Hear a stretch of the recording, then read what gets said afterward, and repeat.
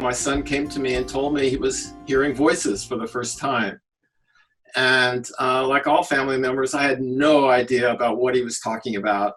I had no experience with that. I'd never heard or knew anything about voice hearing, the voice hearing experience. And so when he told me, like a lot of family members, I was kind of shocked and full of fear, because I think I probably read somewhere, or the prevailing wisdom about hearing voices is that they're dangerous. And so my wife and I were desperate on how to help our son.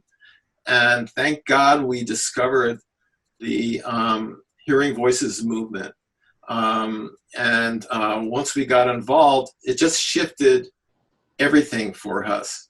We actually had I learned, instead of responding to my son with fear and his voices with fear and anxiety, I learned to see those voices as real, and to, instead of base my decisions on my own fears of them, to really look at my own reactions to them and try to understand what I was going through and what he was going through. And that shift was really traumatic. It really lowered the anxiety and fear level in our family. One of the most important things that the Hearing Voices movement offers is support. Our loved ones often are afraid to talk about their voices, which are such an important part of their lives. And so my advice to family members is to reach out. All I'm saying is that there are people just like yourselves who are out there who are looking for hope and looking to find a recovery model that they can support. And one of the most wonderful things about hearing voices groups that I never realized was that they create community, not only for their loved ones, but for family members. And support and community are so important.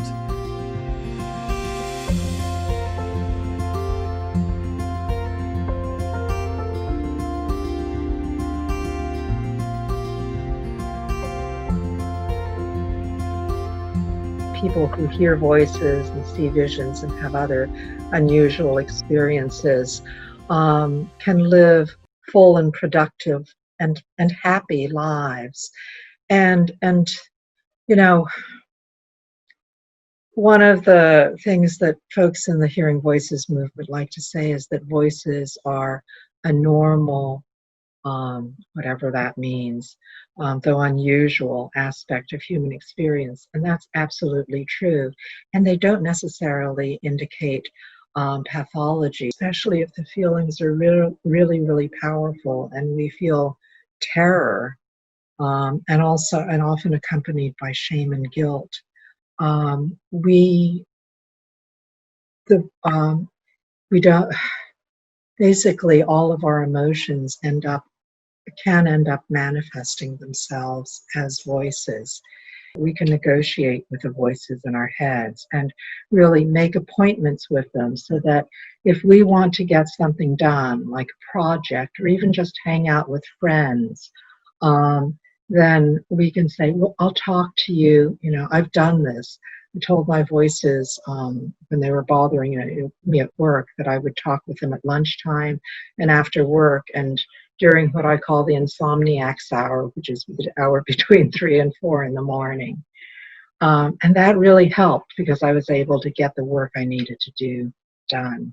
The art of negotiation is so important, because in sort of learning to deal with the negative voices in my head and the positive voices in my head, I have, there's this back and forth and a banter, and I've learned how to improve the real relationships with living, breathing people in my life. I can manage them better than I ever used to, because of the banter I have with the voices, mostly positive, and also the kibitzer voices, which are like annoying siblings, mostly loving also, how siblings are.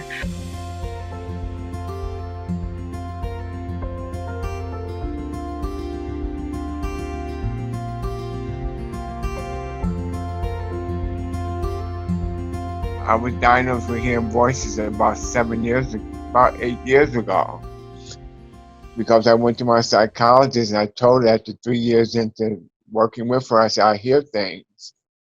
And I told her it was I hear voices and stuff like that. So she began to talk to me about my voices. And that's when I met Ron Coleman, and he taught me about my voices and how to deal with them, basically. And I love the movement because it's like taboo when many people don't talk about their voices.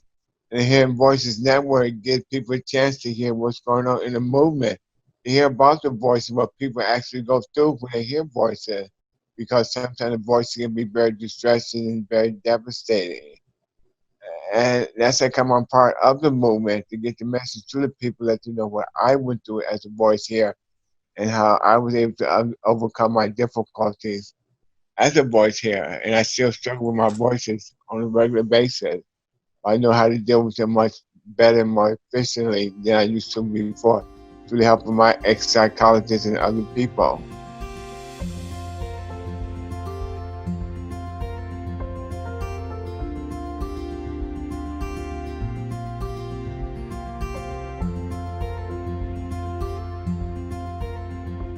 I'm a voice hearer from Sheffield in England.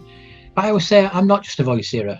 I'm proud to say I'm a voice hearer. It's about being open about the experience, because quite often we're told not to talk about voices, ignore the voices.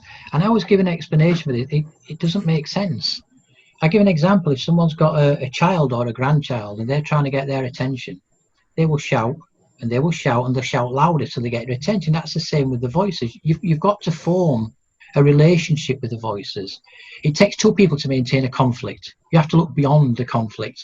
And quite often, one of the problems is you've got to understand the real message of the voices. Now, people have got to be prepared to be open about their experiences with someone that they trust. You're never going to understand anyone's voices unless you have a comprehensive narrative of why someone's in psychiatric care. Now, what these voices are doing, they are talking about very specific things in your life that you have not dealt with. The problem is they do not come in a one-dimensional way. Now, what these voices are doing, you're trying to be helpful. They're talking about things in your life that you have not addressed. So we're talking about voices being messengers that bring awful messages. But we also say at times, don't shoot the messenger because they've got something important to say. So it's finding that right person to understand your experience related to your voices, and then in the context of the voice from a metaphorical perspective makes sense. You have so many people that hear a critical voice that saying you're worthless, you're better off dead, go kill yourself. It's not nice to hear all the time. But look at it from a different way. Look at what you were doing before you came into psychiatric care. What are we doing education-wise? What are we doing employment-wise? And who are you doing it for? Quite often people are doing it to please other people. These voices are trying to be helpful. They're not saying end your life, go kill yourself. They're saying stop living the life you're living, make a choice and live the life that you want to live. So when we understand the real meaning behind the voices are trying to be helpful.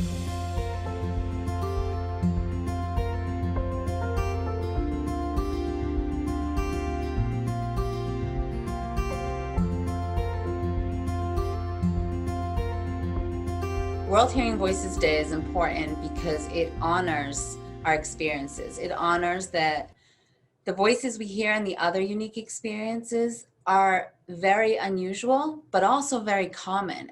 I'm a person who is very open in my professional and personal life about hearing voices, and I hear voices almost constantly, pretty much 24 hours a day.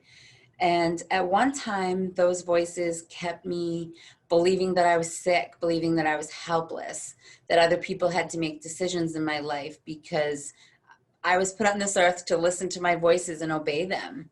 And when I found the Hearing Voices movement, I realized that I had power. I had the ability to negotiate with my voices and to set limits and to build a relationship with them. If your voices are trying to control your life, it's important to remember, and this is the poem by Nair Waheed, no might make them angry, but it will make you free. If no one has ever told you your freedom is more important than their anger, you have a right to say no.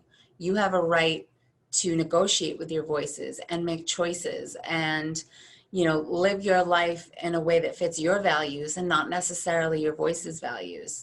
So the Hearing Voices movement gave me the power to be who I was always meant to be, and to create a life where I still hear voices, but I have power with those voices, not necessarily power over those voices, because many of us who hear voices don't want our voices to go away and don't want them to stop having any influence in our life.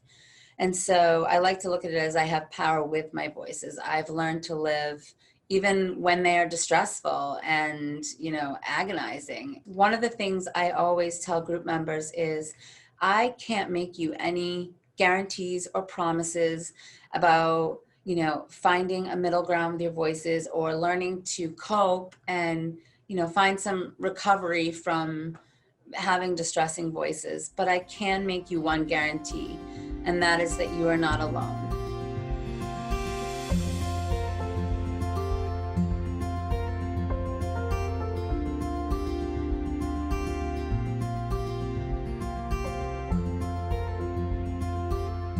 The thing that's beautiful about HVM is the ability to sit with people who are listening to other people's pain and beliefs that are very different than someone else's beliefs that even maybe trigger or lead you to have painful emotions. But the willingness to sit with all that and tolerate it is what we need in our culture. World Hearing Voices Day stresses that there are many, many voice hearers out in the world. Of the Hearing Voices movement is to learn about other people. So someone was struggling with voices and say they asked me, no one believes me or no one understands me. I might say something like, would you be interested? I know of a place where you could be seen, valued, and heard. Because that's really what it's about, being seen, valued, and heard. There are so many people in our community who can contribute strategies, support to each other, and also amazing insights and value to the rest of the world.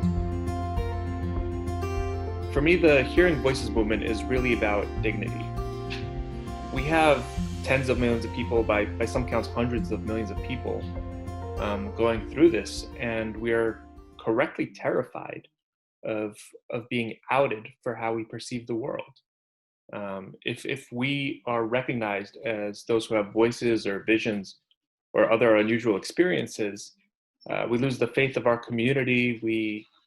We face social costs, career costs. There's very few opportunities for our community to actually stand proud for our experience and say, hey, this is really interesting. And for a lot of us, it's not this horrible suffering that you're showing in media. So World Hearing Voices Day is our day to say, no, all the other narratives you're hearing about our community, there's a much broader truth going on here. I have a day job in marketing. I have a family that I love with all of my heart.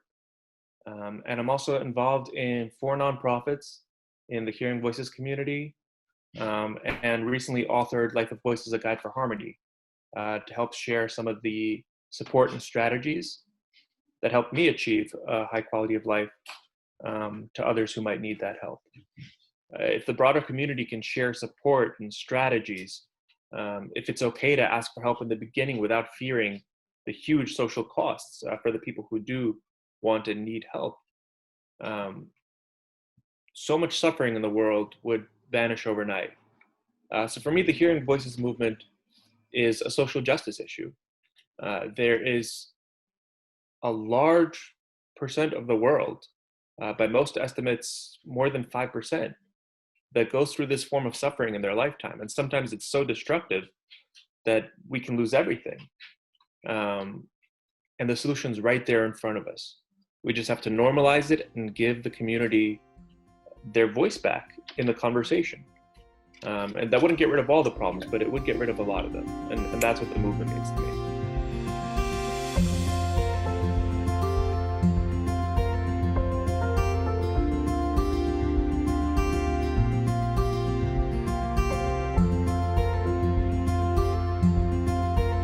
change society's perspective as a whole. And what I'm going to say next is, it might sound really strange, but what we're talking about here, we are talking about the last great civil rights movement. If you look at this from a historical perspective, if you look at Rosa Parks, if she'd not refused to move across the bus, we would not have had the Black Rights Movement. You got the suffragettes. The women stood up and they fought for rights. They wouldn't have the vote for today unless they stood up for what they believed in.